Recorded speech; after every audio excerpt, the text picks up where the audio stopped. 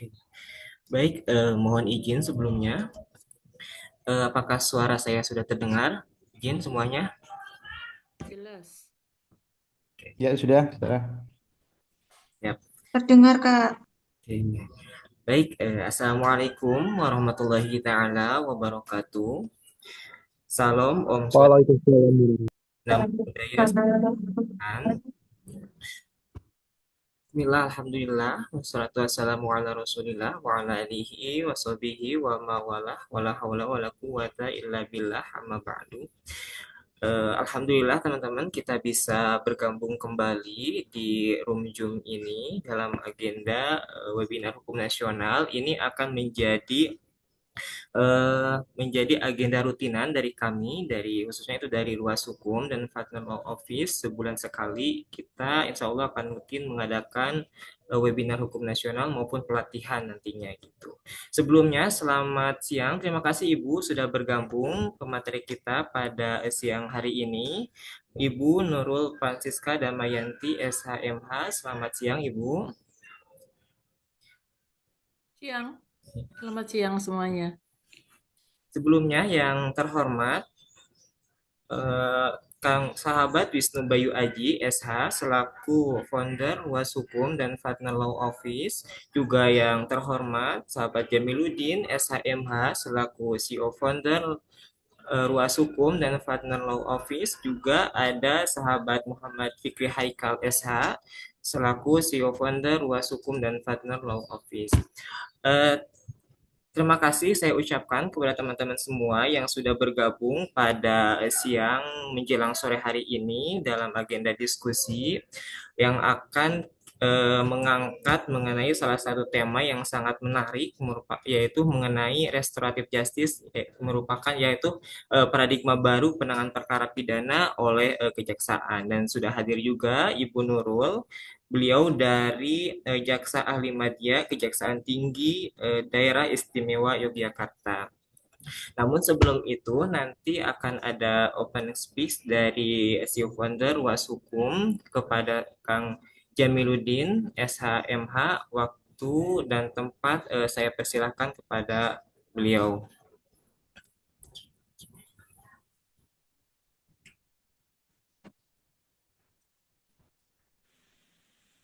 Bismillahirrahmanirrahim. Assalamualaikum warahmatullahi wabarakatuh. Waalaikumsalam warahmatullahi wabarakatuh. Yang kami hormati Bapak Wisnu Bayu Aji SH selaku founder Washukum and Partner Office. Yang kami hormati Ibu Nurul Francisca Damayanti SHMH selaku narasumber pada pertemuan kali ini. Kami ucapkan terima kasih dan selamat datang Ibu. Mudah-mudahan di pertemuan kita kali ini nanti akan banyak ilmu yang akan kita pelajari bersama begitu, yang akan disampaikan oleh beliau. Saya kira kondisi penegakan hukum kita itu dinamis dan berubah begitu sesuai dengan kondisi zaman. Salah satu yang berubah adalah mekanisme penanganan soal pidana. Dulu kita mengenal pidana itu lebih cenderung kepada sistem penanganan perkara pidana anak. Kalau tidak salah itu di Undang-Undang Nomor 11 Tahun 2012 tentang Sistem Peradilan Pidana Anak. Seiring dengan berjalannya waktu, penanganan sistem pidana itu berubah, bergeser begitu. Di kepolisian kita mengenal peraturan Kapolri nomor 6 tahun 2012, tahun 2021 tentang penanganan tindak pidana berdasarkan restoratif. Terus di kejaksaan ada juga peraturan Jaksa Agung Republik Indonesia nomor 15 tahun 2020 tentang penghentian penuntutan berdasarkan keadilan restoratif. Artinya penanganan tindak pidana ini tidak hanya sebatas penanganan tindak pidana, tapi ada pergeseran paradigma gitu. Yang dulunya hanya sebatas memberikan punishment kepada pelaku, namun hari ini dikembangkan lagi bagaimana penanganan tindak pidana ini memberikan rasa keadilan untuk seluruh pihak, baik itu kepada korban maupun kepada pelaku begitu. Saya kira ini menarik soal restoratif ini karena merupakan bagian dari paradigma baru penegakan hukum di negara kita di Indonesia. Nanti mungkin kita akan banyak menyimak apa yang nanti akan disampaikan oleh Ibu Nurul Francisca. Saya kira nanti akan lebih lebar dan mendalam begitu. Mari kita simak, mari kita catat bersama, mudah-mudahan ini menjadi pengetahuan dan menjadi bekal kita, apalagi untuk para praktisi begitu. Para praktisi sebagai bagian daripada pilar penegakan hukum ini menjadikan ilmu segar untuk bagaimana nanti bisa diimplementasikan di praktis di lapangan seperti itu. Mungkin untuk mengefektifkan waktu saya kira cukup sekian. Terima kasih. Wassalamualaikum warahmatullahi wabarakatuh. Baik, wassalamualaikum warahmatullahi wabarakatuh. Baik, terima kasih Kang Jamil atas penyampaian atas apa yang disampaikannya. Baik, teman-teman semua, baik kita langsung aja ke acara intinya, yaitu penyampaian materi dari narasumber kita yang sudah bergabung. Yang terhormat Ibu Nurul Francisca Damayanti, SH dan SHMH, saya persilahkan kepada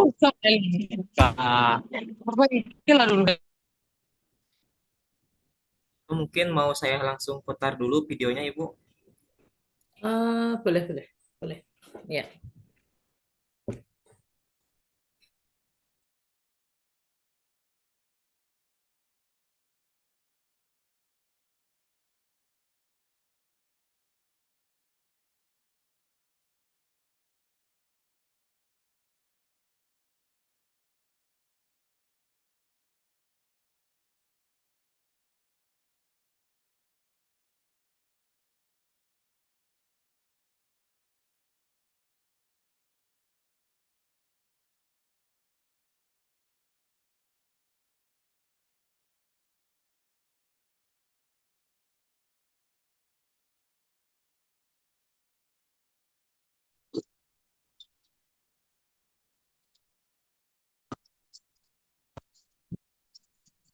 Tahukah Anda bahwa kita sebagai warga negara Indonesia memiliki hak dan kewajiban yang sama dalam hukum?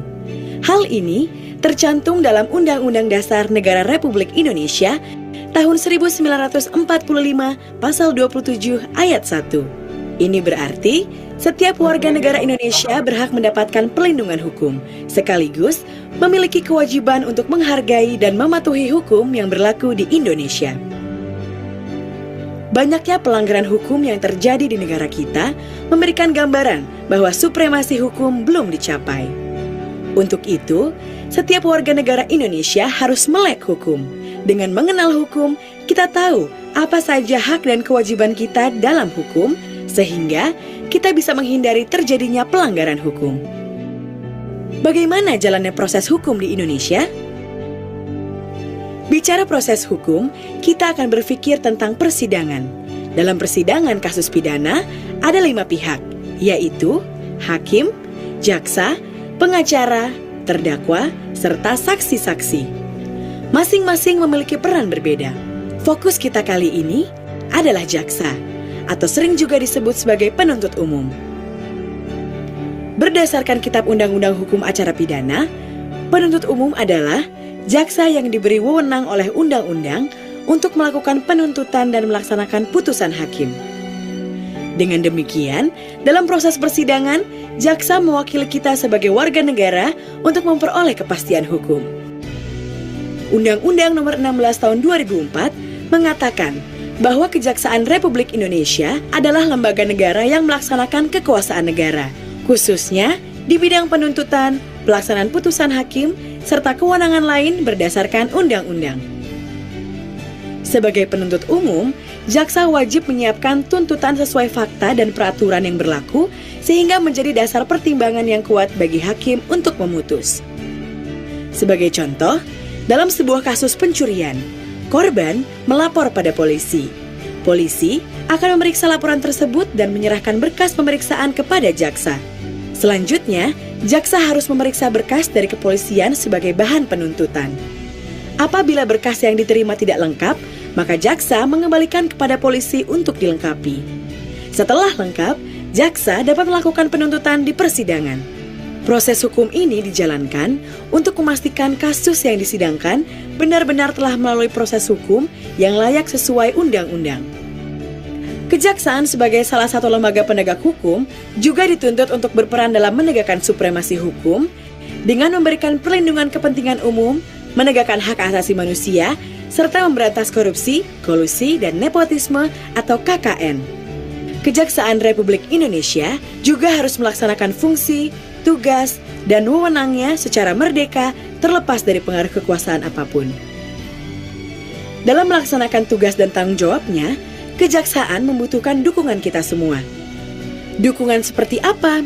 Mengenali hukum untuk menghindarkan hukuman adalah salah satu dukungan yang bisa kita berikan sebagai bentuk pencegahan kejahatan.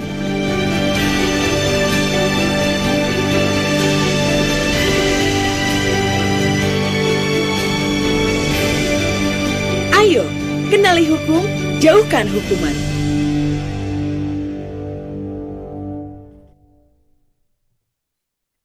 Oke, terima kasih atas kesempatan video ini muncul terlebih dahulu sebelum saya berbicara. Teman-teman, apakah suara saya terdengar jelas? Terdengar nggih? Dengar, Bu. Oke, ya, oke. Untuk mengawali obrolan kita masalah restoratif justice, perlu saya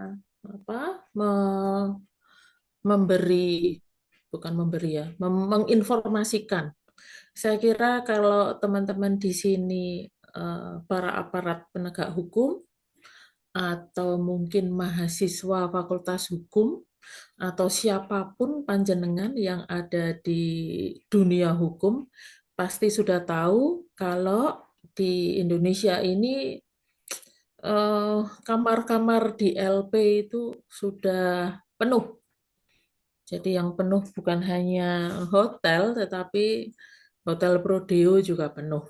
Ini yang menjadi sebuah ajakan nurani dari Kejaksaan Agung, khususnya dari Bapak Jaksa Agung, untuk ayo dong usahakan untuk RJ, perkara-perkara yang bisa di RJ. Ya, terutama perkara-perkara yang bisa di RJ, karena ada beberapa pasal juga yang tidak bisa di RJ. Oke, kita buka halaman pertama. Nah, dalam surat yang dikirimkan kepada saya itu memunculkan restoratif justice, ya. Restoratif justice sebagai paradigma baru penanganan perkara pidana oleh kejaksaan. Sebetulnya ini tidak baru-baru amat ya, mungkin ya sekitar tahun 2020 lah ya, baru muncul ada kebijakan dari Jaksa Agung untuk melakukan RJ. Setiap jaksa diharapkan kalau perkaranya memang bisa di RJ, kita RJ-kan. RJ sebagai paradigma baru. Nah, tadi seperti yang sudah diutarakan oleh Mas Jamil ya. Saya manggilnya Mas ya, karena saya ada di Jogja. Kalau mau manggil Kang juga nggak apa-apa juga ya, De ya. Seperti kamu tadi ya. Ya. Jadi RJ itu sebagai paradigma baru, bergeser dari pendekatan retributif, pembalasan, menjadi restoratif, korektif, dan rehabilitatif, yang berfokus pada pemulihan keadaan, perbaikan pelaku, dan keseimbangan bagi korban. Pergeseran ini diwujudkan melalui penerapan restoratif justice. Ya, Apalagi tahun depan bulan Januari kita sudah memakai KUHP baru. Nanti kita belajar lagi tentang KUHP baru ini. Jadi teman-teman, kembali ke perkuliahan kita ya pada waktu kita ambil S1 itu. Terkesan ya, bukan terkesan ya, memang retributif itu kalau kamu salah, kamu harus dipenjara.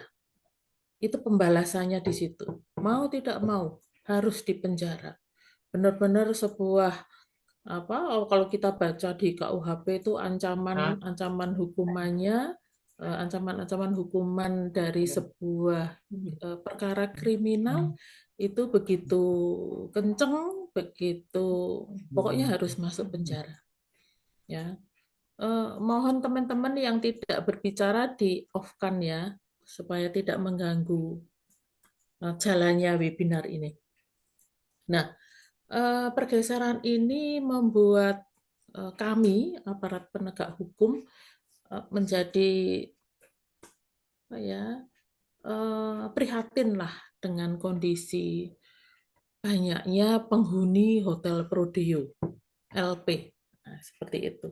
Nah, ini menjadi sebuah niatan, sebuah harapan. Ya, stigma kejahatan ini memang harus dikurangi, bahkan mungkin bisa dihilangkan pada seseorang yang melakukan perbuatan kriminal. Karena kadang-kadang ada orang melakukan perbuatan kriminal itu juga bisa juga tidak sengaja, tetapi membela diri dan sebagainya dan sebagainya. Gitu ya. Oke, lanjut halaman kedua. Nah, ini salah satunya paradigma keadilan restoratif. Keadilan restoratif ini memang mengedepankan dialog. Dialog antara korban dan pelaku ini memang difokuskan di sini sebagai pemulihan dan kesepakatan antara pelaku, korban, dan masyarakat untuk mengembalikan keadaan seperti semula. Bisa dibayangkan seseorang lagi di jalan, ya niatnya mungkin kebut-kebutan atau niatnya untuk bergaya, tetapi tiba-tiba tabrakan. Ini salah satu contoh soal. Dia tidak pernah membayangkan kalau akan kecelakaan, kalau akan merugikan orang lain, lawan tabrakan itu. Nah, itu sesuatu yang, aduh, kok tadi kok aku ngebut ya, misalnya seperti itu. Nah, ini mengedepankan dialog itu di sini. Nah, jaksa di sini berperan sebagai mediator. Jaksa itu bukan penentu, bukan. Tapi dia sebagai mediator. Nanti saya akan cerita banyak di halaman-halaman selanjutnya. Nah, tujuan dari keadilan restoratif ini menciptakan keadilan yang lebih substantif, humanis, dan responsif terhadap kebutuhan korban dan masyarakat, serta mengurangi kepadatan lembaga pemasyarakatan. Nah, ini yang terakhir ini. Tapi sebetulnya yang terakhir ini ya efek dari banyaknya orang-orang masuk ke dalam penjara, ke dalam Hotel Prodeo. Ya. Yang utama itu ya keadilan yang substantif, humanis, responsif. Seperti itu. Meskipun kita tahu keadilan menurut saya dan keadilan menurut Anda semua, keadilan menurut Bapak Ibu semua beda. Jelas beda. Kita omong-omong ringan aja beda. Kita ngomongin masalah adil yang bagaimana, kita punya penafsiran yang beda. Ingat orang-orang yang bergelut di bidang hukum, misalnya 2 orang lagi kumpul. Emang hanya ada 2 pendapat? Tidak. Bisa 12, bisa 25, bisa 100 mungkin. Itu pendapat ya. Terutama ini untuk orang hukum. Dan penerapan keadilan restoratif itu memang penghentian penuntutan berdasarkan keadilan restoratif untuk kasus tertentu. Kemudian syarat mengajukan keadilan restoratif pelaku baru pertama kali melakukan tindak pidana. Ancaman pidananya tidak lebih dari 5 tahun, serta nilai kerugian tidak lebih dari 2.500.000. Kalau saya ditanya, Bu, kok 2.500.000 ini undang-undang yang berbicara. Bukan Bu Nurul yang berbicara. Bu Nurul hanya membacakan dan menginformasikan bahwa ini loh ada aturan restoratif justice itu yang seperti ini. Ya, oke. Selanjutnya kalau untuk penanganan perkara korupsi ini bergeser, hanya menghukum pelaku dan memulihkan kerugian negara. Mungkin bisa dilanjut aja. Lanjut. Lanjut. Silakan lanjut. Nah, ini untuk penyesuaian dengan KUHP yang baru, memang kita fokusnya untuk RJ ini juga menyesuaikan ya mungkin serba kebetulan ya. Memang KUHP nasional ini kan memang sudah sejak lama ingin diperbaharui. Nah, memperbarui KUHP itu kan tidak serta-merta seperti goreng tempe atau goreng tahu tinggal dibalik gitu aja terus langsung jadi mateng gitu, enggak. Tapi ini lama banget pembuatannya karena bertujuan untuk memastikan kesatuan pemahaman dalam penerapan KUHP baru untuk menghindari disparitas hukum dan memastikan penegakan hukum yang adil. Lagi-lagi masalah adil. Saya sebagai seorang jaksa yang ya tahun berapa ya saya jadi jaksa ya, tahun 97 ya sampai hari ini. Untuk mengatakan apakah penegakan hukum, apakah berkas perkara yang saya tangani itu sudah dengan ending yang adil, sampai saat ini saya tidak bisa menjawab.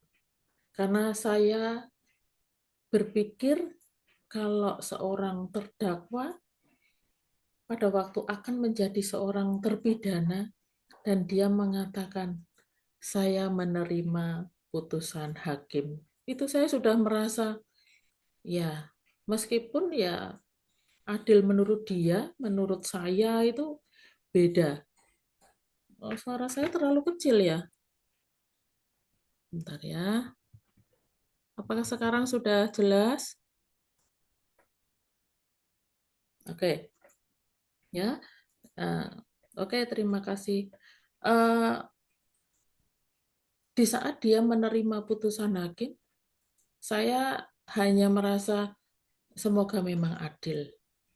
Semoga memang seorang terdakwa yang menjadi seorang terpidana itu memang merasakan bahwa perilaku yang dia buat, ya, perkara kriminal yang dia buat, ini sudah mengalami persidangan dan kemudian diputus, divonis kalau bahasa bahasa masyarakat itu sudah vonis atau belum, seperti itu. Asal dia menerima dan menjalankannya, saya merasa itu adil. Meskipun masih banyak penafsiran ya, adil menurut saya beda dengan adil menurut orang lain. Dan penerapannya ini menyelaraskan pemahaman antara jaksa, penyidik, hakim, dan lembaga pemasyarakatan. Ya, memang untuk menyelaraskan pemahaman ini, kalau menurut saya sampai kapanpun nggak bisa. Ya, seorang penyidik memberikan berkas perkara kepada jaksa, dikoreksi sekian hari, diberi petunjuk kalau misalnya berkasnya itu masih belum lengkap. Ya, itu terjadi apa ya? Perbedaan klik ya, perbedaan klik antara si penyidik dan jaksa. Tetapi apapun alasannya, berkas perkara yang diberikan oleh jaksa kepada berkas perkara yang diberikan oleh penyidik kepada jaksa memang harus lengkap menurut versi jaksa. Karena apa? Jaksa yang maju sidang. Ya, jadi bukan berarti saya yang maju sidang, jadi kamu harus nurut sama saya. Bukan seperti itu. Tetapi persamaan persepsi, menyelaraskan pemahaman. ini memang harus dibuat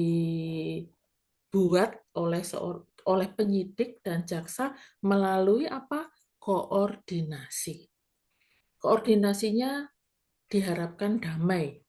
Jadi pada waktu mengajukan pelimpahan ke pengadilan juga semuanya damai, saling membantu, mungkin penyidik bisa membantu pada waktu memanggil saksi dan sebagainya dan sebagainya. Ya. Kemudian penerapan ini juga menyiapkan pedoman praktis untuk membantu aparat penegak hukum dalam menerapkan KUHP yang baru. Oke, lanjut. Nah, ini sebuah kebijakan.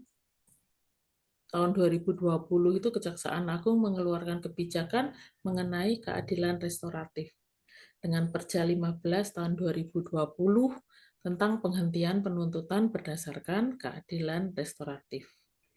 Ini dilaksanakan berdasarkan banyak asas. Ada asas keadilan, kepentingan umum, proporsionalitas, pidana sebagai jalan terakhir. Nah, pidana sebagai jalan terakhir ini yang perlu dipahami oleh semua pihak. Dan asas cepat, sederhana, dan biaya ringan. Mudah-mudahan sampai di sini masih gampang dimengerti ya. Karena saya masih pakai bahasa Indonesia, bahasa kita bersama. Ya, ini latar belakang munculnya Perja. Ya, bidang penuntutan itu harus mampu mewujudkan kepastian hukum, ketertiban hukum, keadilan, dan kebenaran berdasarkan hukum dan mengindahkan norma keagamaan, kesopanan, dan kesusilaan, serta wajib menggali nilai-nilai kemanusiaan, hukum, dan keadilan yang hidup dalam masyarakat. Beruntunglah kita ada di Indonesia yang meskipun sebutan Indonesia adalah negara hukum itu mungkin belum dicanangkan sejak dulu ya, tetapi dulu bahkan sekarang ada daerah-daerah tertentu yang masih memegang teguh hukum adat. Nah, sekalipun sudah memegang hukum adat, tetapi hukum nasional kita kalau sudah diumumkan, kalau sudah ada peraturan pelaksanaannya, itu dianggap semua sudah mengerti. Salah satu tugas jaksa itu melakukan penyuluhan hukum. Kita sebagai perpanjangan tangan dari negara untuk memberikan sosialisasi, memberikan penyuluhan, memberikan hal-hal yang berkaitan dengan undang-undang yang baru itu ke sekolah.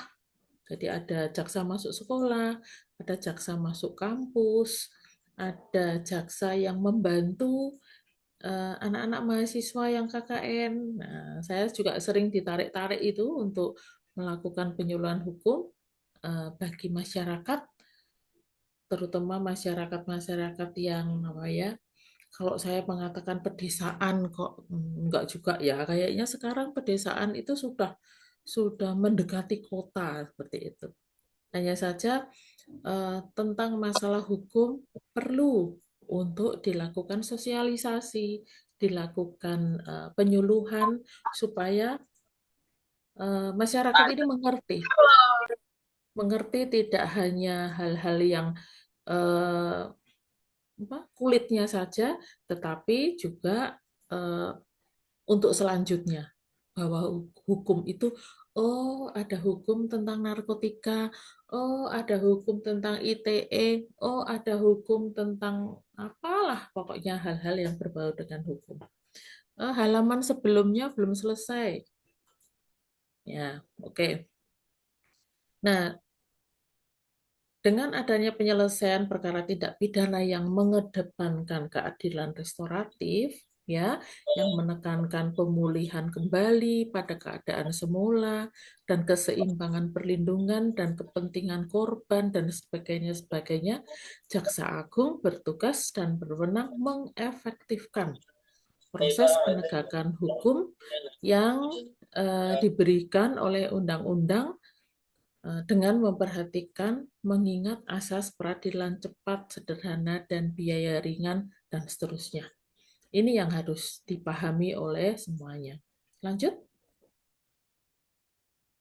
Nah, ini keadilan restoratif ya. Sekali lagi, keadilan restoratif itu penyelesaian perkara tindak pidana yang dengan melibatkan pelaku, korban, keluarga pelaku atau korban, dan pihak lain yang terkait untuk bersama-sama mencari penyelesaian yang adil dengan menekankan pemulihan kembali pada keadaan semula, bukan pembalasan. Nah, penekanan menekankan pemulihan kembali pada keadaan semula. Ini yang benar-benar harus dicanangkan melalui pasal 1 ke 1 Perja 15 tahun 2020. Oke, lanjut. Ini teman-teman ya, penghentian penuntutan berdasarkan RJ, keadilan restoratif itu dilaksanakan berdasarkan keadilan, kepentingan umum, proporsional, pidana sebagai jalan terakhir, dan cepat, sederhana, dan biaya ringan. Ini ada di pasal 2. Lanjut.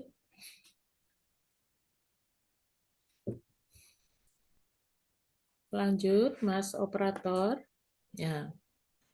Nah, kalau penutupan perkara demi kepentingan hukum ini dilakukan kalau terdakwanya meninggal dunia. Ya, kalau terdakwa meninggal dunia ya otomatis berhenti ya perkaranya. Kemudian daluarsa penuntutan pidana. Ini ada ini di KUHP. Terus ada putusan pengadilan yang memperoleh kekuatan hukum tetap terhadap seseorang atas perkara yang sama. Ini kalau teman-teman sering dengar nebis in idem. Gitu ya. Kemudian pengaduan untuk tindak pidana aduan dicabut atau ditarik kembali atau telah ada penyelesaian perkara di luar pengadilan. Nah, titik berat itu ada di telah ada penyelesaian perkara di luar pengadilan. Ya, lanjut. Halo. Ya. Nah,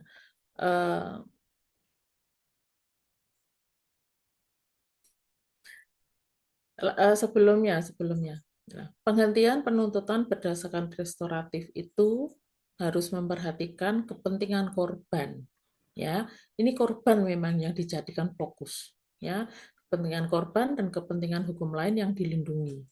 Penghindaran stigma negatif. Ya, bisa dibayangkan seseorang kalau sudah dapat stigma negatif, cuma didatengin Pak polisi yang pakai baju preman aja itu orang jahat loh itu. Yang didatengin tuh orang jahat loh itu. Nah, begitu juga dengan ada beberapa teman saya yang main ke Kejaksaan Tinggi, itu pertanyaannya lucu banget.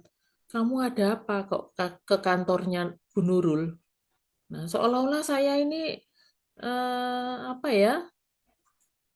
Memang orang bermasalah ya, bermasalah hukum pidana itu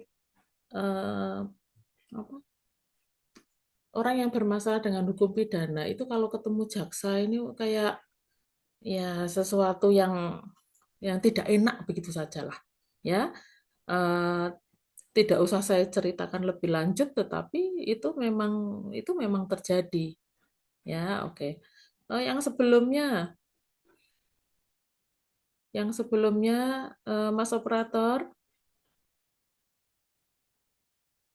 halo.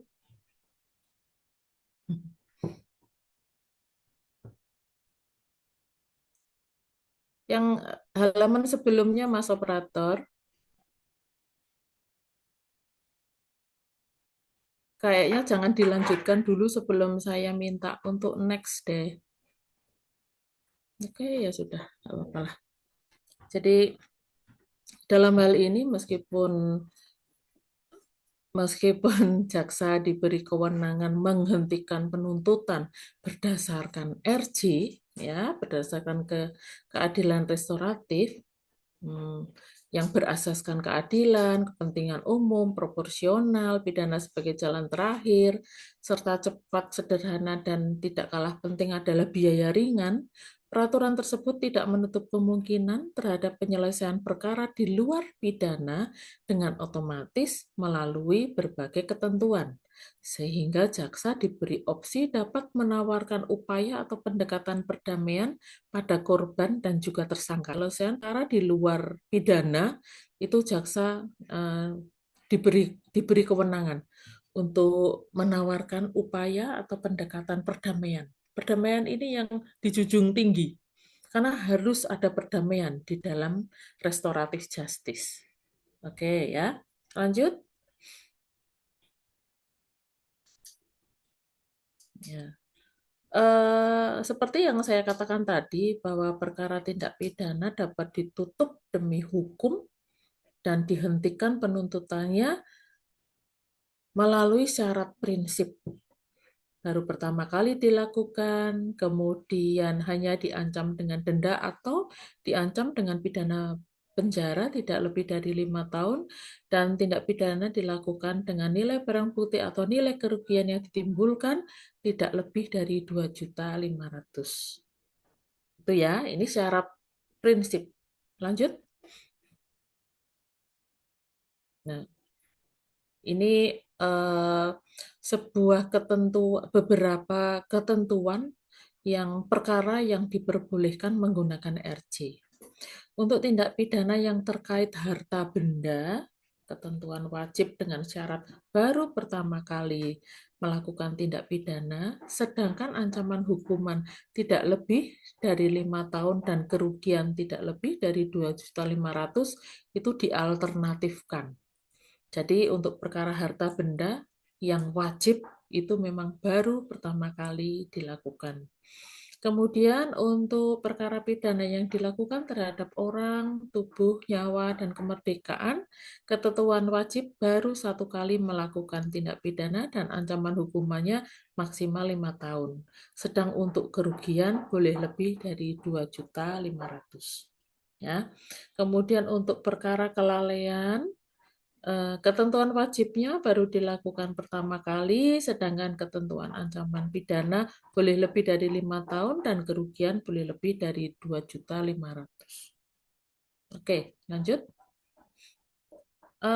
Selain syarat prinsip tadi yang di depan, terdapat syarat lain yang harus dipenuhi dalam pemberian RJ, yaitu telah ada pemulihan kembali pada keadaan semula yang dilakukan oleh tersangka dengan cara mengembalikan barang yang diperoleh dari tindak pidana kepada korban, mengganti kerugian korban, mengganti biaya yang ditimbulkan dan akibat tindak pidana dan atau memperbaiki kerusakan yang ditimbulkan dari akibat tindak pidana. Telah ada kesepakatan perdamaian antara korban dan tersangka dan masyarakat merespon positif. Ya, jadi kalau misalnya ada tadi yang saya cerita tadi, misalnya ada tabrakan antara sepeda motor dan sepeda biasa, ya. Dua-duanya pasti ada kerusakan. Ini juga bukan kecelakaan yang duer-dar yang ada di jalan raya sampai orangnya meninggal, ini bukan ya. Ini kecelakaan yang apa ya? Kalau boleh kita katakan kecelakaan kecil ya, mungkin serempetan yang tidak sengaja, tetapi kerusakan dari sepeda motor dan sepeda itu tidak terlalu besar. Ya, biasanya kan yang naik sepeda sama yang naik sepeda motor itu lucu sebetulnya. Kalau yang naik sepeda motor, Mas, kamu gara-gara naik sepeda nih, sepeda motor saya nih rusak ini bagian depan agak mencong atau seperti apa. Kemudian yang naik sepeda, ya sepeda motormu itu juga ini merusak sepeda saya. Wah, sudah sepedanya sudah bukan sepeda baru gitu ya. Tetapi Berarti keadaan-keadaan seperti itu memang harus dibicarakan, ya. Kalau sedang dibicarakan berarti bisa saja terdakwa si yang membawa sepeda motor ini mungkin mengganti sepeda yang kerusakan sepeda yang agak tergores seperti itu.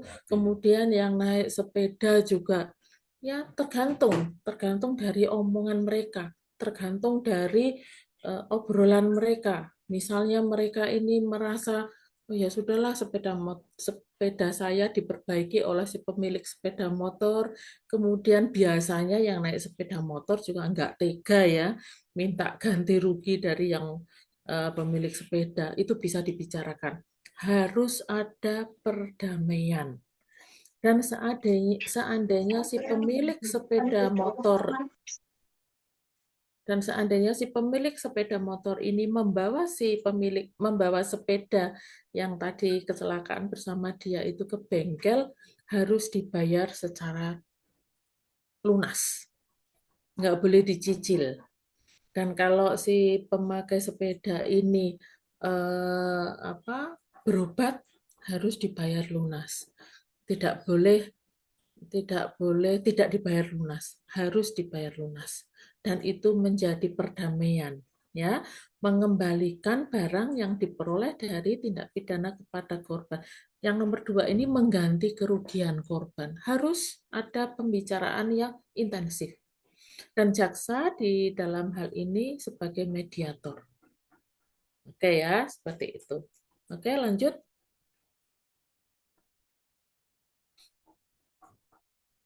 Ya. Seperti yang saya katakan tadi, untuk upaya perdamaian, itu penuntut umum melakukan pemanggilan terhadap korban, ya, pemanggilan secara resmi, dan kemudian dianggap perlu upaya perdamaian dapat melibatkan keluarga korban atau keluarga tersangka, tokoh dan perwakilan masyarakat dan pihak lain yang terkait. Penuntut umum memberitahukan maksud dan tujuan serta hak dan kewajiban korban dan tersangka dalam upaya perdamaian, termasuk hak untuk menolak upaya perdamaian. Jadi kalau ada pertanyaan, Bu, berarti kalau ditawarkan perdamaian itu kalau menolak ya boleh-boleh aja. Berarti tidak ada perdamaian. Kalau tidak ada perdamaian berarti sidang jalan terus. Udah seperti itu sudah harga mati itu. Sudah tidak perlu bujuk-bujuk lagi karena ya kalau tidak mau damai berarti tetap jalan, ya seperti itu.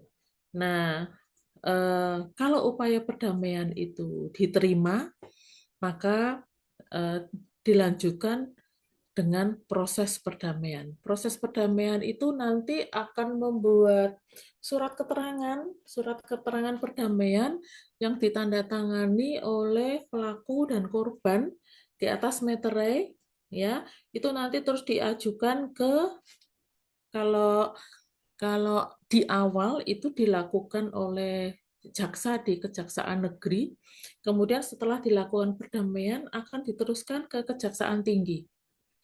Kalau beberapa bulan yang lalu, mungkin sekitar 2-3 bulan yang lalu, itu kami harus melakukan ekspos. Kami harus melakukan gelar perkara di depan Jaksa Agung Muda Tindak Pidana Umum. Ya, nanti di sana beliau yang menentukan bahwa RJ itu dikabulkan atau tidak. Itu yang melihat seluruh Indonesia. Ya, jadi tidak ada yang ditutup-tutupi. Jadi ya semua harus siap dengan gelar perkara itu, gelar perkara secara nasional. Tapi kalau sekarang Kejaksaan Tinggi DIY sudah mendapat kehormatan penuh. Mulai 2 bulan yang lalu kami sudah bisa menentukan bahwa restoratif justice itu dikabulkan atau tidak. Jadi sekarang sudah tingkat provinsi sudah bisa. Bapak atau Ibu Kajati itu yang menentukan bahwa perkara itu bisa di RJ atau tidak. Ya, oke, lanjut. Ini contoh-contoh saja yang sudah pernah di RJ-kan dari Kejaksaan Negeri Jogja, Sleman, Bantul, Gunung Kidul, dan Kulon Progo. Lanjut. Ya. Nah, ini teman-teman, Bapak Ibu, RJ itu dilakukan kalau berkas perkara sudah dinyatakan lengkap dan telah dilakukan tahap 2. Tahap 2 itu penyerahan tersangka dan barang bukti. Ya, jadi berkas harus lengkap dan telah dilakukan tahap 2. Saat perdamaian dan terjadi permintaan ganti rugi, terdapat beberapa hal yang harus dipenuhi. Kalau kecelakaan lalu lintas, seperti yang tadi saya ceritakan, itu tidak boleh dicicil. Atau kendaraan yang kecelakaan sudah ada di bengkel dan ada penjaminnya. Dan perlu diingat, tidak semua perkara bisa di RJ. Ya, oke, lanjut. Nah, ini salah satu contoh. Ini kalau nggak salah di Kejaksaan Negeri Sleman ini. Sebuah mobil dan sepeda motor tabrakan, kendaraan sama-sama rusak, namun kendaraan sepeda motor luka ringan. Si pemilik mobil memberi bantuan pengobatan luka ringan kepada si pengendara sepeda motor sebesar 10 juta. Ada upaya damai, sepakat damai, terjadilah restoratif justice. Pada waktu pengajuan restoratif justice itu jaksa yang membawa perkara dari Kejaksaan Negeri ke Kejaksaan Tinggi harus bisa membuktikan bahwa si pelaku itu betul-betul tidak ada noda kriminal. Kalau di Jogja berarti harus ngecek ya, mengecek di Pengadilan Negeri Jogja, Sleman, Bantul, Kulon Progo, Gunung Kidul. Ya, betul-betul di sana untuk catatan kriminal tidak ada. Dan lebih bagus lagi, penyidik yang menangani sudah bisa mengeluarkan SKCK. Oh, keren lagi nih, sudah bisa dikeluarkan SKCK. Kan kalau orang sudah pernah melakukan tindak pidana, melakukan perbuatan kriminal itu kan nggak bisa keluar SKCK. Tapi ini oleh penyidik langsung dikeluarkan SKCK. Masalah SKCK itu nanti mau dipakai atau tidak, itu kembali ke si pelaku yang sudah mendapatkan maaf, sudah bisa melakukan perdamaian dengan korban. Oke, lanjut. Bentar, saya izin minum sebentar ya.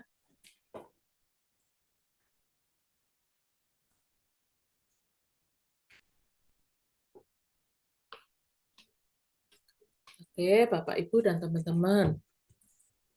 Maka perlu dicermati bagaimana kendala penerapan RJ pada tingkat penuntutan di kejaksaan.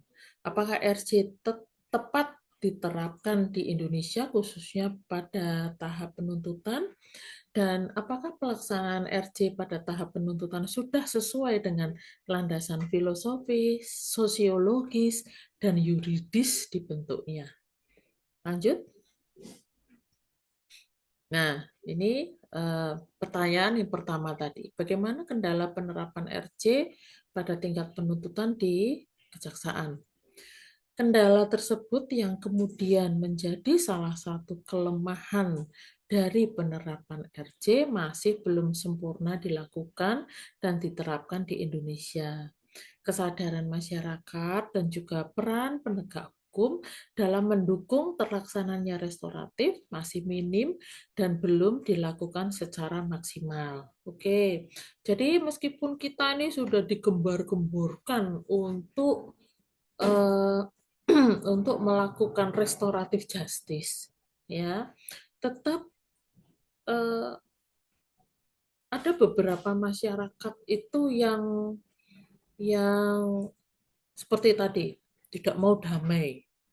Nah, hal-hal seperti ini kalau kita menjelaskan Bapak atau Ibu kondisi di Indonesia itu LP-nya penuh, bla bla bla. Oh, nggak mau tahu. Kalau korban yang merasa seperti tadi, yang ditabrak tadi, kalau misalnya dia nggak mau damai, nggak bisa. Nah, ini kadang-kadang kesadaran masyarakat ini yang masih, ya sebetulnya mungkin kalau saya ganti, minim itu diganti masih kurang mendukung RJ, ya masih ada. Seperti itu. Hanya saja kalau kita ngomongin RJ kan terkesan banyak gitu ya. Tapi sebetulnya kami di lapangan juga kadang-kadang mengalami hal-hal yang, aduh, kok ya nggak didukung ya RJ-nya dan sebagainya dan sebagainya. Itu mengapa saya masih di sini masih menulis masih minim dan belum dilakukan secara maksimal. Oke, lanjut. Nah, ini ada yang pro dengan restoratif justice. Dari pihak yang pro, setidaknya mereka memiliki 3 poin penting mengapa mereka mendukung restoratif justice. Pertama adalah dampak dari RJ yang dapat dijadikan sebagai upaya penyelesaian permasalahan over capacity ya pada lapas di Indonesia, karena kenyataannya pada saat ini hampir seluruh lapas yang ada di Indonesia telah mengalami nasib yang sama, yaitu kelebihan kapasitas, yang dimana hal ini secara tidak langsung menghilangkan fungsi lapas sebagaimana mestinya. Kemudian poin kedua adalah terciptanya keadilan yang memperhatikan keseimbangan monodualistik, yang dimana hukum memberikan perlindungan dan keadilan terhadap korban dan pelaku. Kemudian yang terakhir, RJ dapat meningkatkan dan mengoptimalkan peran penegak hukum untuk memberikan efisiensi APH, aparat penegak hukum, dalam memberikan prinsip ultimum remedium pada tindak pidana yang ringan. Ya, memang RJ ini tidak mungkin diberikan pada tindak pidana yang berat. Tidak pidana menghilangkan nyawa, enggak mungkin dikasih. Ya, jadi memang tidak pidana yang ringan. Tapi ya itu kita tidak bisa memastikan tindak pidana yang dilakukan oleh seorang pelaku kriminal tindak pidananya yang ringan aja, jadi masih bisa dimaafkan. Oh, nggak bisa seperti itu, ya toh. Nah, pasti tindak pidana itu karena memang tidak pernah direncanakan, jadi ya ada yang ringan, ada yang sedang, ada yang berat. Oke, lanjut. Nah, ini yang kontra, ya, yang kontra dengan restoratif justice. Restoratif justice itu berpotensi untuk memberikan pelaku peluang untuk mengulangi tindak pidana yang mereka lakukan. Sehingga kebijakan RJ seakan-akan tidak memberikan perlindungan kepada korban pelaku tindak pidana. Selain itu, terdapat juga banyak masyarakat yang dirasa belum cukup mengerti mengenai konsep RJ sebagai pengganti sistem pemidanaan. Kami tetap berupaya. Kami di kejaksaan, kami para jaksa tetap berupaya untuk memberikan sosialisasi terhadap restoratif justice ini ke masyarakat. Ya, karena kita memang harus memberitahukan kepada masyarakat, oke lah, orang melakukan apa ya, mungkin pencurian misalnya, pencurian tapi dalam konsep yang kecil ya, bukan pencurian uang negara, pencurian yang dalam konsep kecil itu masih kita upayakan untuk melakukan perdamaian supaya restoratif justice-nya ini dipakai sebagai pengganti sistem pemidanaan. Karena pada kenyataannya orang-orang yang saya pernah penyuluhan hukum di tempat-tempat yang mungkin tidak terlalu diperhitungkan, misalnya di RT ya, kalau pas acaranya bapak-bapak itu saya pernah diundang untuk menghadiri acara tersebut dengan konsep restoratif justice. Mereka juga, oh ternyata ada ya seperti itu ya. Jadi nggak semua perbuatan kriminal itu dimasukkan penjara. Ya, ada. Dan ini salah satu eh, niat baik, ya. Nah, niat baik, salah satu perjuangan supaya orang itu kalau mendapatkan stigma kejahatan itu bisa diperbaiki. Oke, lanjut. Nah, ini sebuah saran. Ya, sebuah saran untuk dilakukan sosialisasi kembali. Nah, seperti saya katakan tadi, sosialisasi kembali itu bisa dengan penyuluhan dan sebagainya. Atau pada waktu tahap 2 penyerahan tersangka dan barang bukti itu juga sudah bisa kita masukkan. Ya, nasihat-nasihat restoratif justice ini bisa kita ya masukkan, kita tawarkan seperti itu.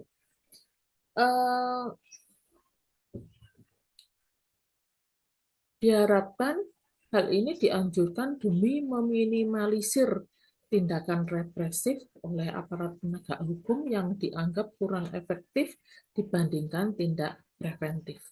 Tetap kita harus menjunjung tinggi preventif, ya, sebelum kejahatan itu diulang seperti itu. Kita beritahukan juga kepada pelaku dan korban pada waktu pelaku dan korban pada waktu kita tawarkan untuk dilakukan RJ, itu kita juga memberitahukan. Kalau ini dilakukan RJ, terus beberapa bulan ke depan atau beberapa tahun ke depan dia melakukan kriminal lagi, bagaimana? Tidak ada ampun. Tidak akan kami tawarkan lagi untuk RJ. Ya sudah, mungkin penjara itu tempatnya. Seperti itu ya. Oke, lanjut. Nah, apakah RJ tepat diterapkan di Indonesia khususnya pada saat penuntutan? Jawabannya sangat tepat. Karena dilaksanakan sesuai tujuan pemasyarakatan, yaitu pemulihan hubungan antara pelaku dan korban, serta memenuhi hak keadilan bagi korban. Kemudian merupakan solusi untuk masalah overkapasitas yang terjadi di LP dan rumah tahanan negara di hampir seluruh wilayah Indonesia. Hal ini juga membantu dalam penghematan anggaran. Ya. Kemudian merupakan solusi dan sarana resolusi bagi korban dan pelaku. Perlu memastikan pelaku pelanggaran untuk bertanggung jawab atas perlakuannya dengan menggunakan outcome lain, misalnya menanggung biaya dan lain sebagainya. Hal ini mendorong adanya perbaikan setelah terjadi pelanggaran. Oke, lanjut. Nah, apakah pelaksanaan RJ dalam tahap penuntutan sudah sesuai dengan landasan filosofis, sosiologis, dan yuridis dibentuknya? Ya. Landasan filosofis itu apa toh? Pertimbangan atau alasan yang menggambarkan bahwa peraturan yang dibentuk mempertimbangkan pandangan hidup, kesadaran, dan cita hukum yang meliputi suasana kebatinan serta falsafah bangsa Indonesia yang bersumber dari Pancasila dan pembukaan UUD 45. Kemudian kalau landasan sosiologis itu pertimbangan atau alasan yang menggambarkan bahwa peraturan yang dibentuk untuk memenuhi kebutuhan masyarakat dalam berbagai aspek serta menyangkut fakta empiris mengenai perkembangan masalah dan kebutuhan masyarakat dan negara.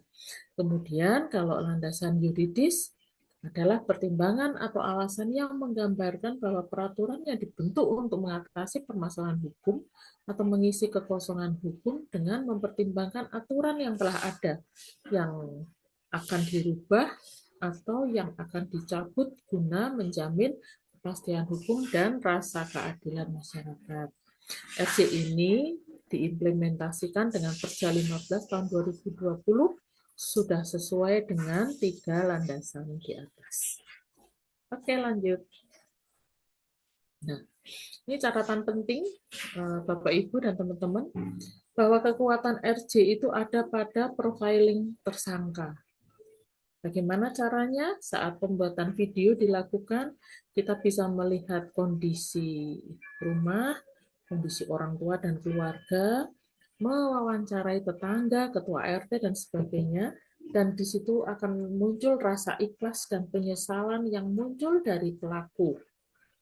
Ya, rasa ikhlas dan penyesalan ini memang karena kita melakukan RJ itu online, ya online, meskipun diawali tidak dengan online, tapi dengan offline, tetapi pada waktu Bapak atau Ibu Kajati menentukan bahwa yang bersangkutan itu bisa di RJ atau tidak, itu dilakukan secara online. Kalau di Jogja ini kita hanya 5 kejaksaan negeri, tapi harus dilakukan online karena kalau dilakukan di kantor kejaksaan tinggi semua ya nanti seharian eh, hanya ngurusi RJ aja. Padahal kita kan kerjaan kita nggak RJ semua ya. Jadi itu nanti dijadwal, kemudian diurutkan dari kejaksaan negeri mana yang akan melakukan gelar perkara atau ekspos untuk RJ tersebut. Lanjut. Nah, ini disimpulkan dalam penerapan kebijakan RJ, pihak kejaksaan hanya bertugas sebagai fasilitator untuk memberikan mediasi antara korban dan pelaku dalam mencari jalan perdamaian. Tidak boleh ada tekanan dari pihak luar, karena kalau ada tekanan berarti perdamaian itu bukan dari kehendak hati kedua belah pihak. Pihak kejaksaan tidak ingin makna atau esensi dari kebijakan RJ tersebut tercederai karena unsur pasokan. Ya, meskipun kedua belah pihak telah memutuskan untuk berdamai dan syarat-syarat penerapan RJ telah terpenuhi, langkah selanjutnya dapat diajukan permohonan ke Kajati. Ya, kalau ini masih tertulis Kejaksaan Agung oleh Jampidum, ya ada beberapa kejaksaan negeri itu yang memang harus masih sampai Kejaksaan Agung.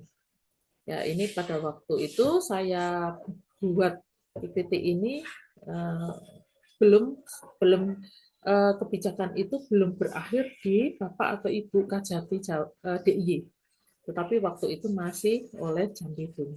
Setelah dipaparkan segala sesuatu terkait perkara tersebut, barulah dari Kejaksaan Agung yang akan memutuskan untuk setuju atau tidak menerapkan RJ. Ini khusus untuk perkara yang sampai ke Kejaksaan Agung, ya.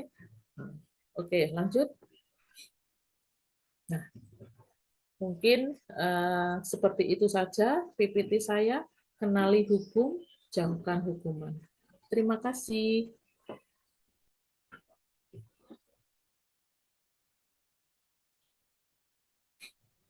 Baik, terima kasih Ibu atas penyampaian materinya. Sungguh menarik gitu ketika kita berbicara mengenai restoratif justice ini. Yang mana kita ketahui tadi sudah dipaparkan oleh Ibu bahwasanya restoratif justice ini kan bukan hanya sekedar alternatif penyelesaian sengketa saja gitu, melainkan merupakan pergeseran paradigma hukum dari menghukum menjadi pemulihan, dari sekadar penegakan keadilan formal menjadi membangun keadilan substantif keadilan hidup di masyarakat seperti itu. Baik teman-teman, untuk selanjutnya kita buka sesi diskusi. Saya persilahkan kepada teman-teman semua yang ingin bertanya, yang ingin atau ada hal yang perlu disampaikan dari pembahasan tadi, boleh untuk raise hand terlebih dahulu. Nanti saya persilahkan untuk memperkenalkan diri dan menyampaikan pertanyaannya. Bangga kepada Bapak Fahril Maulana untuk dibuka terlebih dahulu kameranya.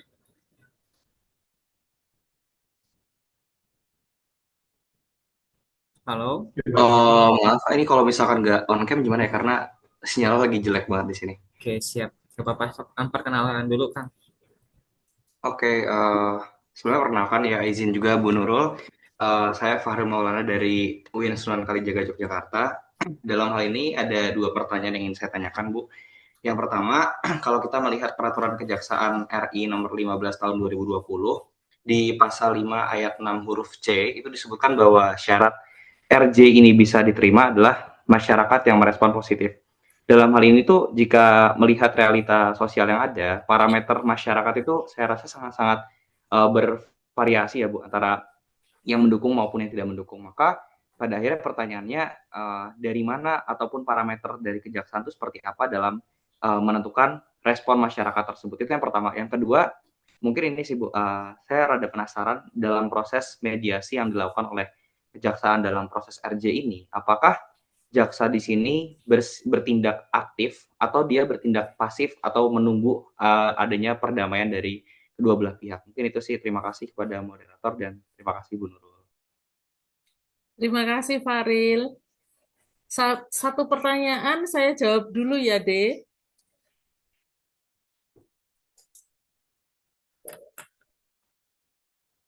Halo, Dede.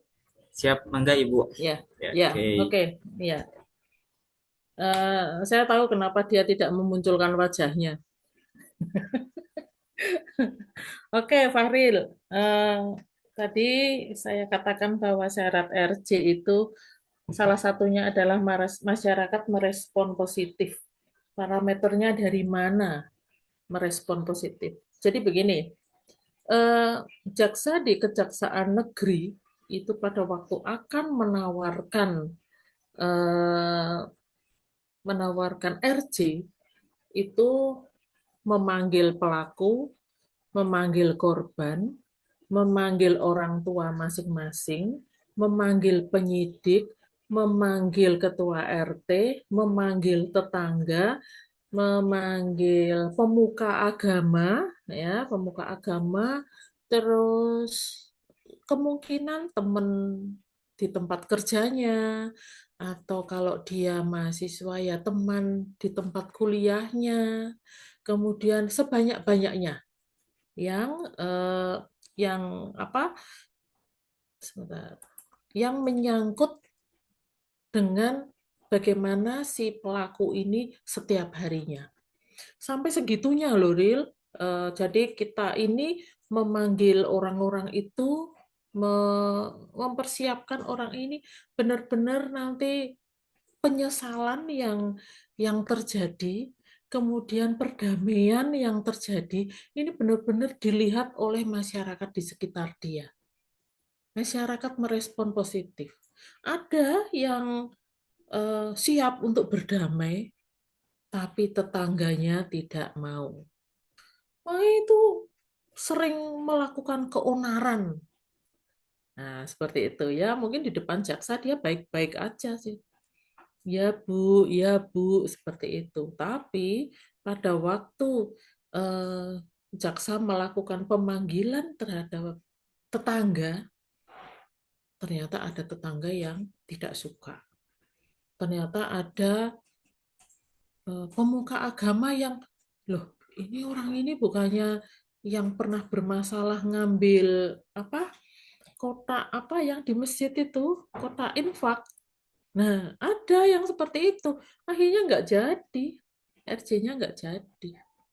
Nah, sebegitunya, sedalam-dalamnya kita memperjuangkan RJ pada seseorang, itu kita memanggil orang-orang yang saya sebutkan tadi. Ini parameternya di situ. Ada satu saja yang tidak merespon pada waktu akan dilakukan perdamaian, ini kan semua ngelihat nih.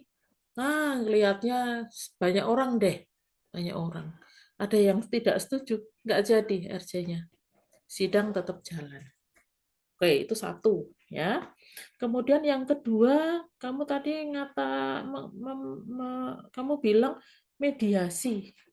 Ya, apakah jaksa ini aktif atau positif? Ya, masalah aktif atau positif, jaksa itu ada di tengah-tengah. Dia berhak bertanya kepada pelaku, dia berhak bertanya kepada korban. Nah, ini bagaimana caranya memediasi? Tergantung goal atau tidaknya kok. Kalau perdamaian itu goal, kalau misalnya harus membayar ganti kerugian, akhirnya bisa dibayar tanpa dicicil, atau dia merespon eh, berjanji tidak akan mengulangi lagi, banyak banyak hal. Jadi itu tugasnya jaksa, memang dia ada di tengah-tengah ini. Dia bertanya ke kiri, ke kanan, minta pendapat dari penyidik, minta pendapat dari pemuka agama, dan sebagainya, dan sebagainya. Itu yang harus dilakukan oleh seorang jaksa. Dan apabila itu tidak berhasil, ya sudah, RJ-nya nggak jadi. Seperti itu. Ariel mengerti? Paham Bu, terima kasih banyak Bu. Ya, nanti kalau belum paham, besok ketemu di kampus ya. Ya, Bu, terima siap. kasih Pak Ariel. Oke, terima kasih. Oke, baik Mas Fahril, terima kasih atas pertanyaannya. Baik, silahkan yang pertanyaan kedua, Mas Sahid Abdullah, boleh dibuka mic-nya terlebih dahulu dan dibuka kameranya kalau bisa. Oke, Assalamualaikum warahmatullahi wabarakatuh. Waalaikumsalam. Ibu, izin saya Sahid dari Bandung, Ibu. Ya, jauh ya. Jauh. Jauh dari Jogja. Ya, Nah, gimana Mas? dua pertanyaan. Ini Yuk. kalau seandainya pasal 81 atau 82 itu kan ancamannya lebih dari 5 tahun. Namun ketika di persidangan Ini pasal apa ini? perlindungan anak di Oh, bawah umur. perlindungan anak. Oke. Ketika persidangan apakah masih bisa RJ ketika ada perdamaian antara kedua belah pihak? Itu Gitu. yang pertama. Yang keduanya, apakah jaksa ketika tahanan jaksa itu sudah ada di lapas, lalu kemudian ada terjadi penganiayaan, dan kita meminta izin untuk visum keluar, karena kan biasanya visum ke rumah sakit ya Bu ya. Nah, ini jaksa melarang untuk dibawa keluar dengan dasar ancamannya, karena ancamannya tinggi, jadi paling bisa dokter yang datang ke lapas untuk visum. Sedangkan lapas itu punya prosedur tersendiri gitu Bu, yang agak susah untuk masuk sembarangan orang gitu. Itu mungkin Bu, apakah jaksa melanggar ketika melarang tahanannya untuk visum keluar ataukah enggak? Itu aja sih Bu. Izin. Oke.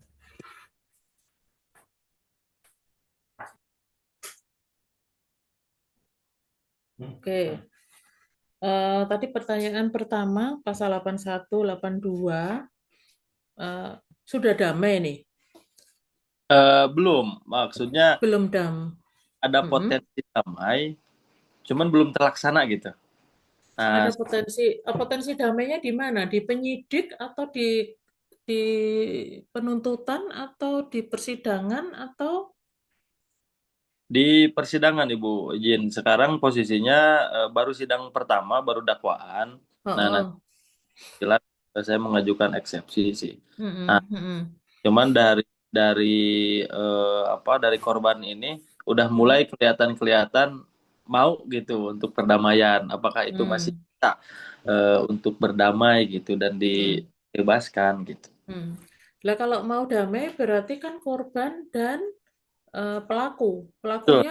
pelakunya juga sudah mau damai ya. Sudah. Ancaman hukumannya berapa? 5-15 tahun kalau 5-15 tahun ya. Seperti saya katakan tadi bahwa perkaranya perkara apa, Thomas? ini pencabulan Ibu. Pencabulan. Ya, di bawah umur anak di bawah. Nah, pada waktu di penyidik tidak dilakukan RC. Nggak kekejar karena kebetulan buka kuasa kesannya itu pas waktu sudah dilimpah ke kejaksaan. Oh begitu ya. Gini, pada prinsipnya itu perkara yang bisa di RC itu kan maksimal 5 tahun ya. Baik. Maksimal 5 tahun. Nah karena saya jaksa, saya juga Usil nih pikiran saya. Hmm, Percabulannya kayak apa sih? cuman ini aja apa? Jangan pakai cuman, Cium, percabulan kok cuman. cium. Cuma cium aja yuk sih, Bu. Oh, orang tuanya nggak terima gitu ya? Orang tuanya itu apa ya? Jadi emosinya itu hanya karena posisi harusnya sekolah, nggak sekolah, dia malah Mm-mm. ke Pacaran. jualannya si ini si pelaku karena Oh, jualan kan gitu. itu anak umur berapa? Pelaku atau korban, Bu? Ya pelaku ya korban. Kalau Pelaku kalau sistem perlindungan anak, oh ya korbannya umur berapa? 14 tahun SMP. 14 tahun itu juga sudah gede deh untuk seorang ibu ya. Untuk Iya, seorang ibu menganggap anak umur 14 tahun, anak umur 14 tahun sekarang itu kan beda dengan pada betul.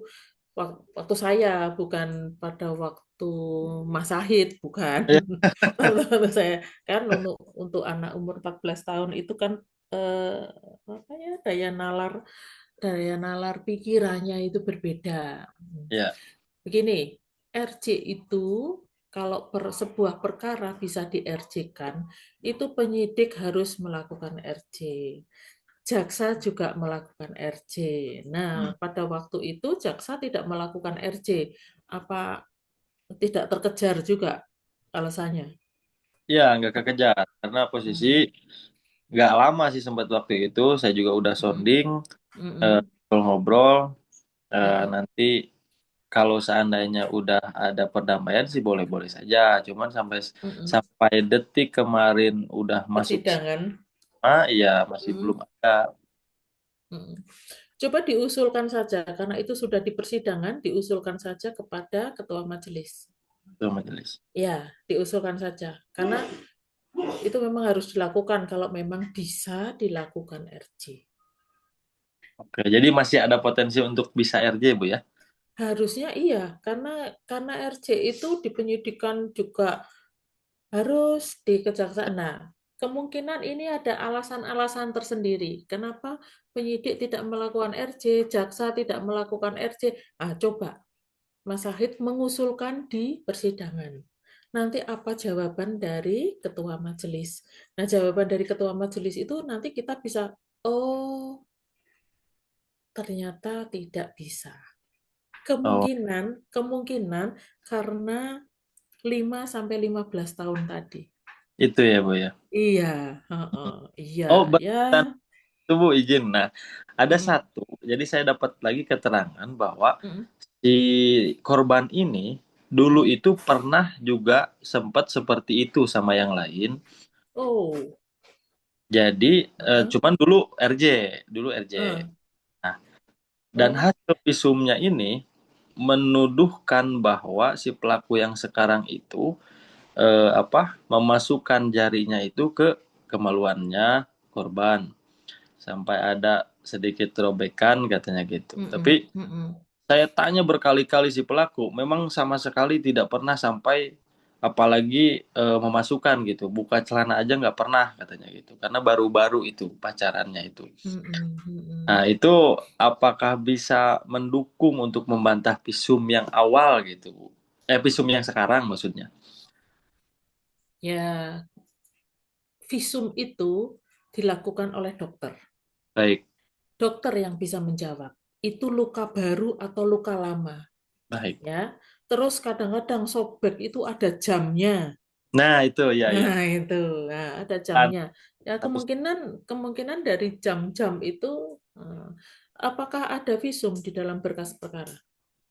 ada Ibu, Ada. ada. Disebutkan luka baru atau luka lama? Kalau di situ keterangan dari BAP-nya itu memang dari dakwaan luka baru.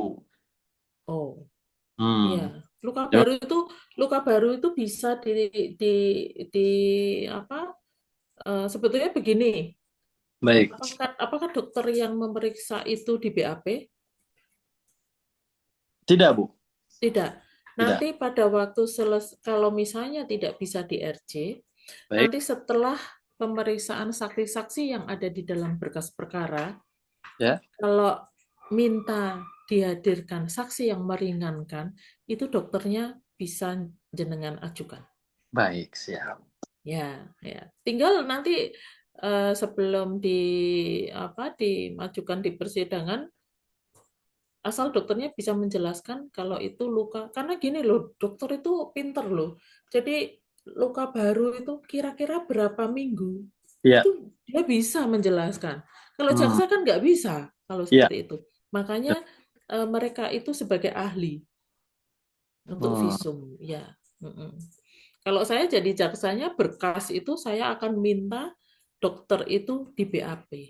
hmm. Iya, tapi ya mungkin ada satu dan lain hal ya. Tapi bisa itu jenengan lakukan seperti itu. Karena RJ ya mungkin karena 5 sampai 15 tahun itu ya saya nggak tahu ya, kalau misalnya bisa dikabulkan ya syukurlah ya.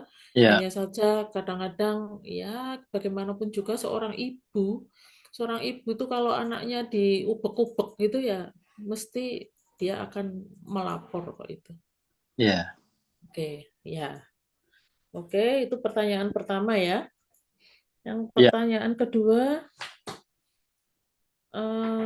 apakah jaksa yang melarang untuk seseorang yang melakukan eh, ini berarti sudah tahanan ya, Betul. sudah tahanan, tetapi di dalam lapas dia mungkin apa berkelahi gitu, Ya, dianiaya. dianiaya. Nah, seperti itu. Ini kembali ke kebijakan dari LP. Ya, kebijakan dari LP, apakah diperbolehkan? Karena LP itu juga punya dokter ya, Mas. LP Dokter, itu, kemarin dikonfirmasi itu nggak bisa untuk visum, Ibu. Nggak harus oh, dokter rumah sakit. Cuma oh, menegaskan kami tidak bisa mengeluarkan tanpa ada surat izin dari kejaksaan. oh, tapi jaksanya nggak mengeluarkan surat izin. Betul, hanya bisa Oh, mengizinkan dokter yang datang ke lapas untuk visum. oh. Lah kalau ada dokter dari luar yang bisa melakukan visum datang ke LP, apakah dari pihak terdakwa yang ada di dalam dan penasihat hukumnya itu keberatan atau gimana? Bukan kami yang keberatan, Bu. Kita nggak jadi masalah kalaupun dokter ke Datang. LP ya, untuk Heeh. itu.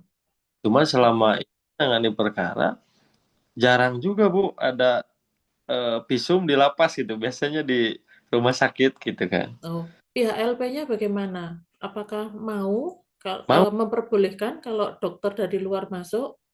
Boleh, boleh.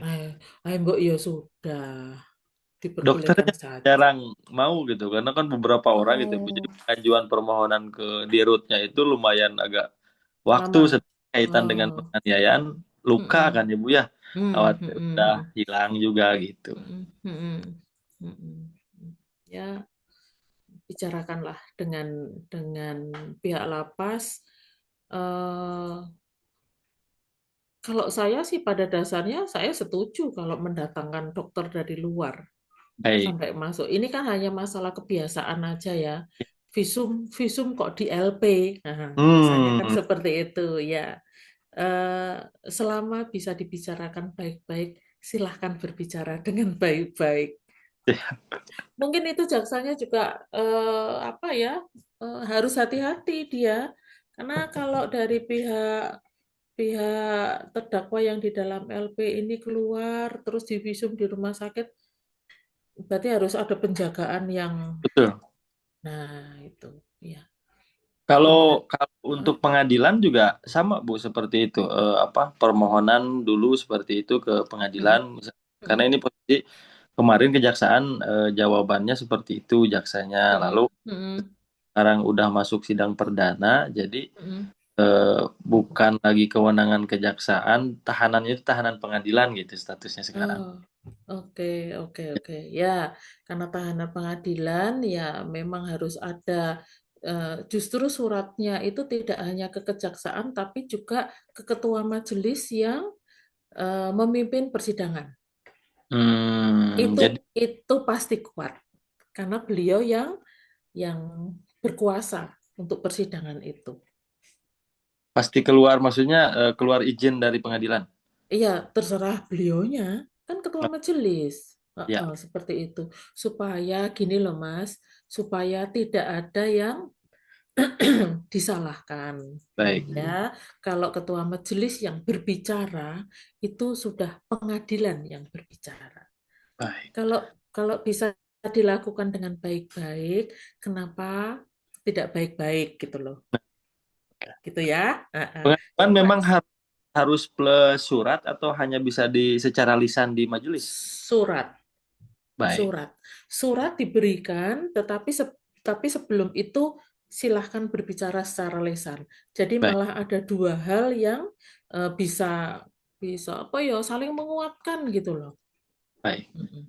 baik. Iya, Oh, gitu. terakhir, izin, mohon maaf. Ya, saya Terakhir, izinkan. Mm-mm. kalau seandainya tadi keterangan ahli dokter itu menyatakan bahwa itu ternyata memang luka lama, Luka lama apakah visum ini tidak bisa digunakan untuk terdakwa yang sekarang? tidak bisa memperkuat. Oke, Iya, seperti itu.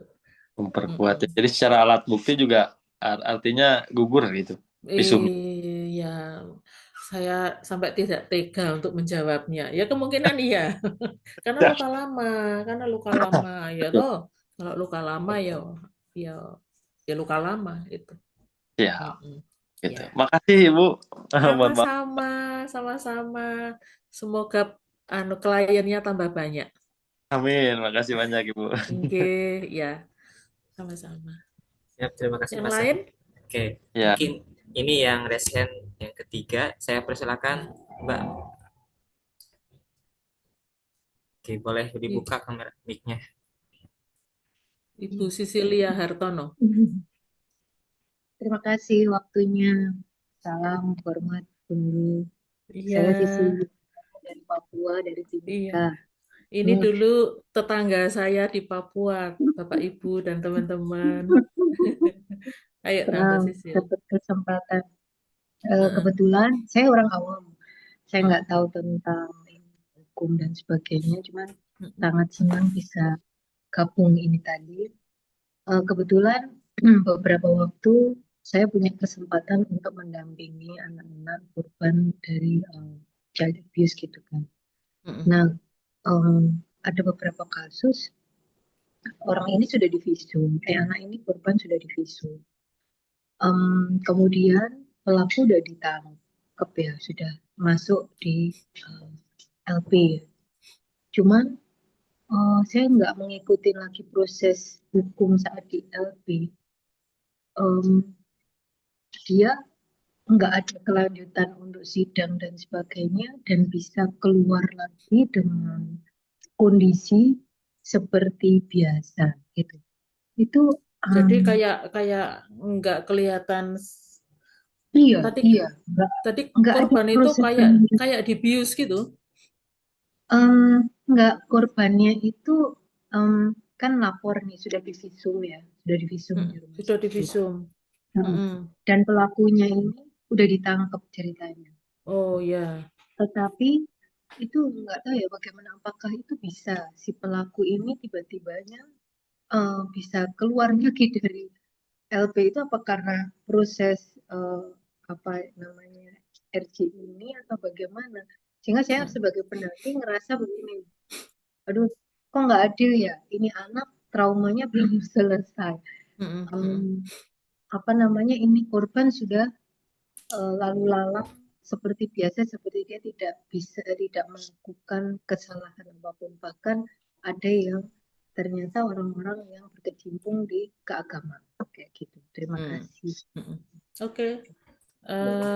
Oke, Bu Sisil, saya akan mencoba menjawab ya. Tadi sempat dikatakan apakah pelaku ini kok tiba-tiba sudah di luar, apakah karena RJ? Saya yakin tidak. Karena pada waktu RJ itu pelaku dan korban dipanggil oleh jaksa. Nah, Bu Sisil kan mendampingi korban toh, dan tidak pernah ada undangan RJ toh. Ya, kalau tidak pernah ada undangan RJ berarti tidak RJ. Masalah ternyata si pelaku tiba-tiba sudah di luar banyak hal. Dia pasti ditahan karena sudah di LP. Nah, penahanan itu kalau penahanan polisi itu 20 hari, kemudian diperpanjang 30 hari, diperpanjang oleh jaksa 30 hari, kemudian tahanan jaksa 20 hari, dan seterusnya, dan seterusnya. Pada waktu si pelaku ditangkap dan ditahan, itu apalagi korban sudah divisum, ya, kemungkinan dari masa-masa penahanan itu penyidik belum bisa menyelesaikan penyidikannya. Sampai di sini mengerti? Kalau pihak berwajib belum bisa menyelesaikan penyidikannya, si pelaku harus dikeluarkan demi hukum. Seperti itu, ya. Kalau misalnya masih penasaran, Bu Sisil silahkan ke polisi. Dia Prosesnya udah lanjut Nah, gitu. kenapa saya melihat pelaku sudah berkeliaran di luar? Tanyakan saja begitu. Nah, tapi kondisi korban harus hati-hati, ya, karena pelakunya sudah berkeliaran keluar ini. Nah, itu harus hati-hati. Tanyakan saja ke polisi. Waktu itu penyidiknya di kepolisian mana? Saya di kepolisian di sini, di Timika sini. Oh, di Timika. Datengin aja ke situ. Datengin aja ke situ. Nggak apa-apa. Datengin aja ke situ, tanyakan. Itu hak dari pendamping korban. Seperti itu.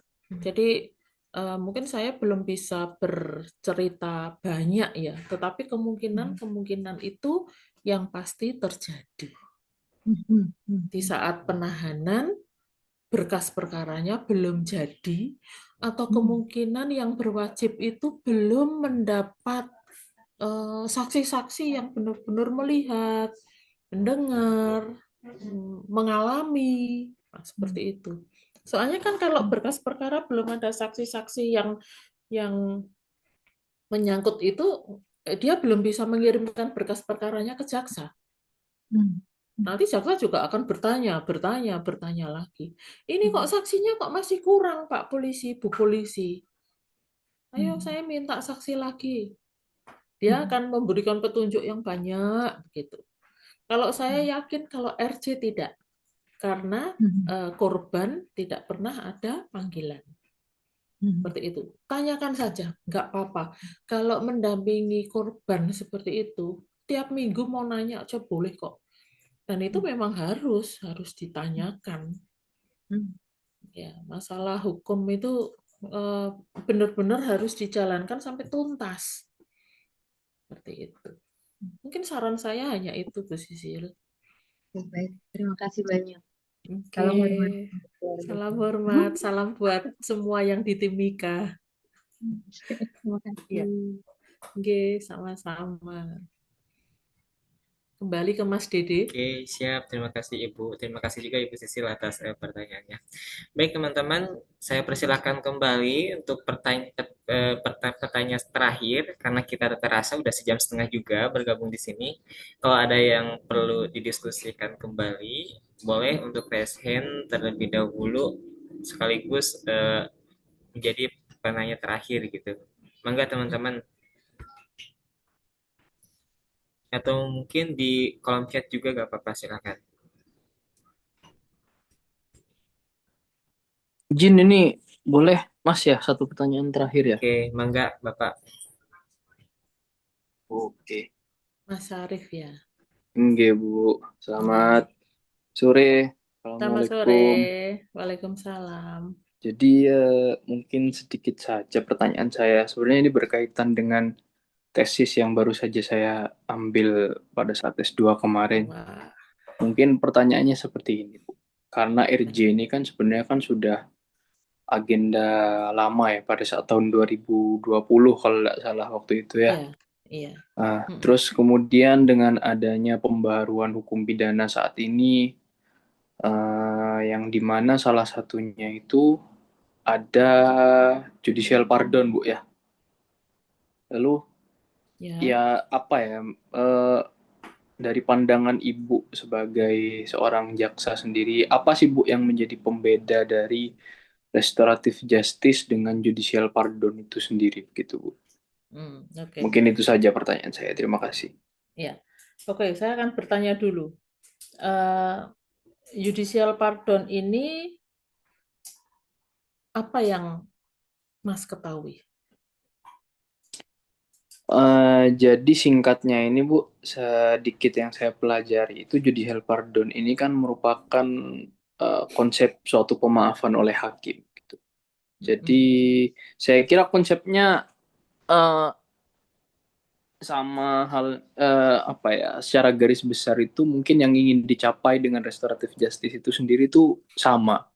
Jadi mengurangi penumpukan perkara, terus mengurangi apa ya, masa tahanan di LP yang sudah sangat membeludak gitu. Kemudian ada kriteria-kriteria yang bisa diberikan oleh judicial pardon itu ya tindak pidana ringan segala macam. Kurang lebih sedikit banyaknya hampir sama sih Bu, seperti ini ya, seperti restoratif justice begitu. Oke. RJ itu tidak sidang. Bagaimana dengan judicial pardon? Ya, kalau judicial pardon memang pengampuan yang diberikan oleh hakim pada saat di persidangan. Iya, sebetulnya perbedaannya hanya itu saja sih. Hanya saja kita apa ya? Kalau RJ itu kita memang diharapkan jangan sampai ada sidang, jangan sampai ada stigma kejahatan bagi yang bersangkutan. Kalau judicial pardon ini tetap ada stigma, hanya saja ringan. Nah, seperti itu. Kalau sejauh yang saya pelajari ya perbedaannya itu saja. Tetap kita berharap dengan, terutama dengan RJ ya. Kalau terutama dengan RJ itu ya jangan sampai masuk penjara. Tetapi ada damai, ada maaf. Damai dan maaf ini juga sebisa mungkin nggak ada syarat. Jadi yang nggak ada syarat nggak cuma cinta ya, tetapi RJ juga. Dan diharapkan dengan judicial pardon ini diharapkan juga begitu. Sama-sama tidak ada syarat. Hanya saja memang ada persidangan. Kalau saya menganggap ya kayaknya masih keren RJ deh. Karena memang diharapkan tidak ada stigma. Tetap ada perdamaian yang luar biasa, ada maaf yang luar biasa. Kalau misalnya ada ganti ruginya juga luar biasa. Maksudnya tidak pakai cicil-cicil gitu loh. Diberikan secara langsung. Dan kalau misalnya seperti tadi sepeda motor masuk bengkel harus ada penjaminnya. Dan penjaminnya itu juga harus luar biasa. Jangan apa ya biaya apapun yang diminta oleh dari tempat servis itu ya dipenuhi secara semuanya. Kalau saya tahunya cuma itu aja sih. Judicial pardon itu ada perbedaan tipis. Yang satu sidang, yang satu tidak. Seandainya sidang pun, sidangnya juga tidak sidang yang tindak pidananya tetap ringan. Ya, kalau di RJ itu tindak pidananya memang yang bisa di RJ tindak pidana yang ringan. Tindak pidana yang ringan, tapi dibikin sedemikian rupa supaya tidak sidang. Dan stigma kejahatan ini benar-benar bisa apa ya, tidak dilakukan lah persidangannya. Saya cuma bisa jawab begitu, Mas.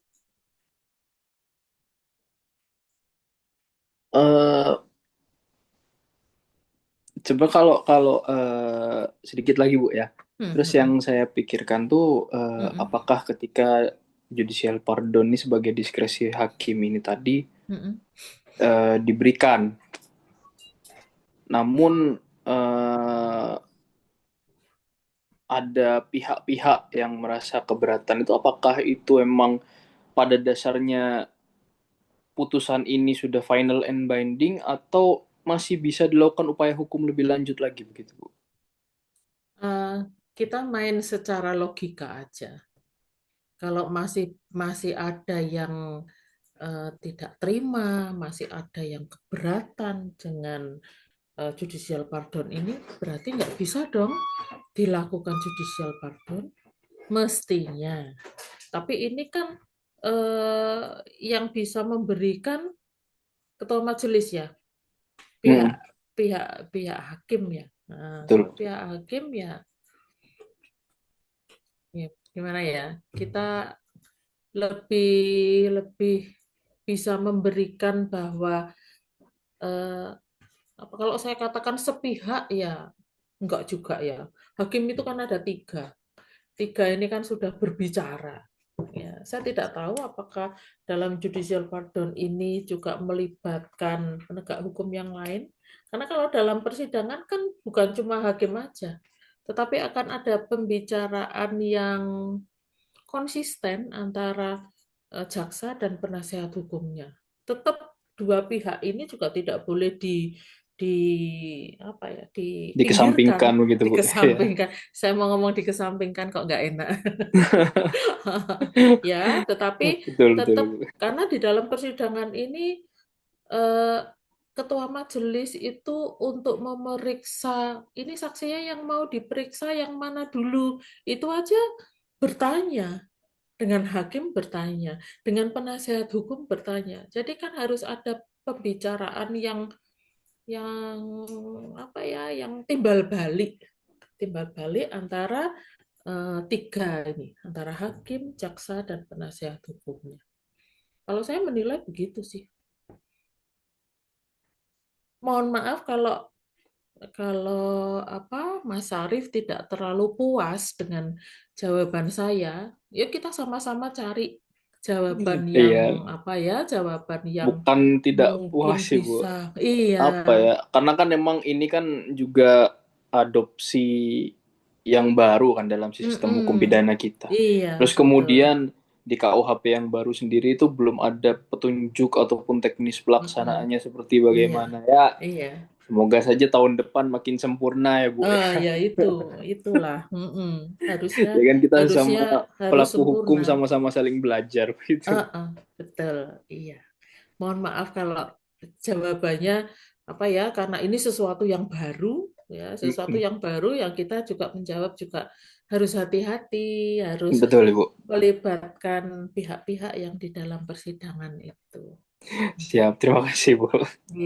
Siap, terima kasih, Bu. Sama-sama. Baik, terima kasih Mas Arief atas pertanyaannya. Tata rasa teman-teman, kita udah hampir 2 jam bergabung di sini. Saya ucapkan terima kasih kepada rekan-rekan semua yang sudah bergabung dari awal sampai akhir mengikuti diskusi kita pada siang hari ini. Mungkin untuk penutup, saya persilakan kepada Ibu untuk kata-kata terakhir mungkin yang ingin disampaikan kepada teman-teman peserta di sini.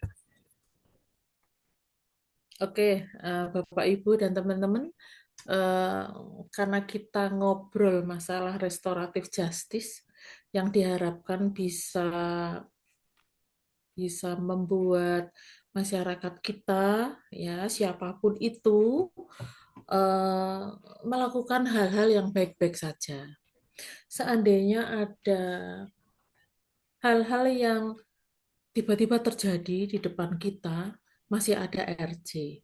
Ya, asal hal-hal yang terjadi itu tidak tiba-tiba membunuh orang, menganiaya orang sampai mati. Bukan seperti itu ya, tetapi kita ya seperti yang saya ceritakan tadi tentang sepeda motor dan sepeda, misalnya ada lecet-lecet sedikit masih bisa dibicarakan dan itu termasuk tindak pidana ringan. Dan itu bisa dilakukan dengan restoratif justice. Harapannya dengan RJ ini masyarakat semakin mengerti bahwa kita bisa kok melakukan hal-hal yang baik, sekalipun di depan kita ada orang yang melakukan perbuatan kriminal yang tidak disengaja.